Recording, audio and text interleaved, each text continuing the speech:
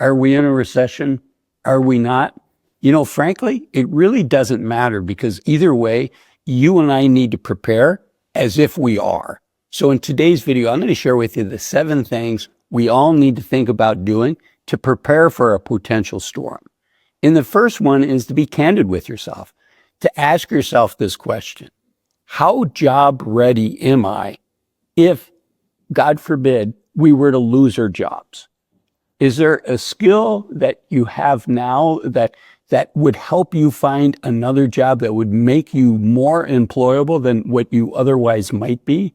And if there's a skill that hey, if I pick this up in the next 6 months, in the next year, it would really help me both in my current job and possibly be more employable, then that's something we should all think about doing. And one item that comes to mind for me is being comfortable with AI, artificial intelligence. Maybe take a course or two so that you can use it more in your day-to-day work, and you can use it as a way to become more employable and to become the candidate if you were to lose your job when you're interviewing for a new job. Okay, the next one is related to that, which is just skilling up, whether it's AI, whether it's something else. Look at what your current skill set is. Is there something you could do to make more money at your current job? Is there a side hustle that you could do on the side? What are the things we all can do to skill up and to make ourselves more valuable to ourselves as an income earner, and also for the company, if we work for a company, for the companies we work at, or for a company that we might be interviewing for in the future?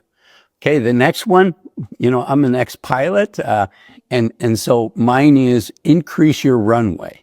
We want to have more runway. And what do I mean by that?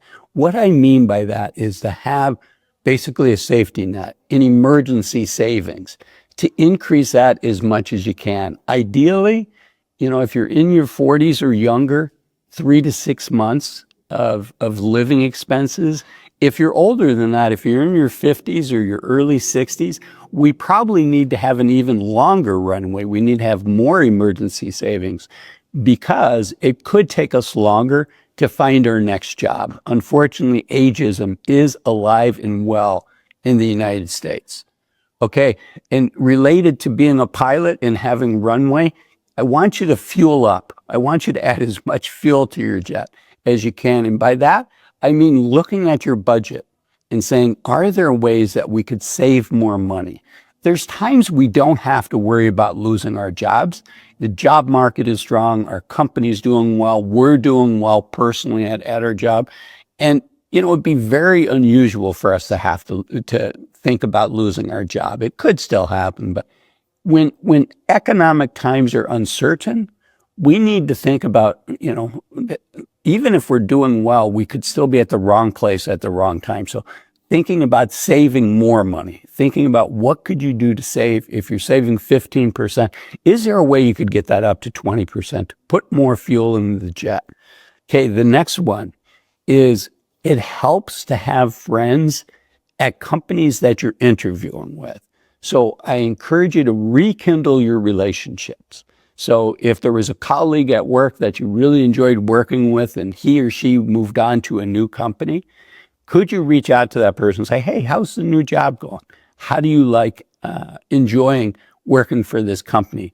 Can we go out for coffee? Can we connect? I want to just get my ducks in order in case something happens. I'm not looking for a job now, but I'd love to hear how your experience is going, just to help me. And also ask them, how did that transition look? Did that company recruit them, or did they go after that job? And what did that job search process look like? And what learnings can they share with you that would make your job search, if you found yourself in that situation, better and easier? Okay, so we talked about colleagues. Do you have mentors in your life, people that have helped you in the past, that have coached you, that have taken you under their wing? If it's been a couple years since you've touched base with them, it's better to rekindle those relationships before you need something. So think about investing the time there. Okay, the next one, also rekindle your relationships at home. strengthen those relationships, because losing a job, if that does happen, can be one of the most stressful things we go through in our lives. I'm going to talk about that more at the end of this video, but for now, it's easy to coast on autopilot when everything's going well. And I want you to think about really shoring up things now while you don't have the stress of looking for the job, while you don't have the stress of your company going through a layoff, while you don't have the stress of maybe having to, for the first time in your life, take money out of your savings to weather the storm, to give you the runway to find the next best job for you. And I should go back to the runway example again, which is the reason you want that longer runway is it's really important that you find your next best job as opposed to just the next job. Because you're going to thrive if you find your next best job, something that's a match for you, something that you're passionate about, with a company that you click with, as opposed to having to take the first job offer that comes along.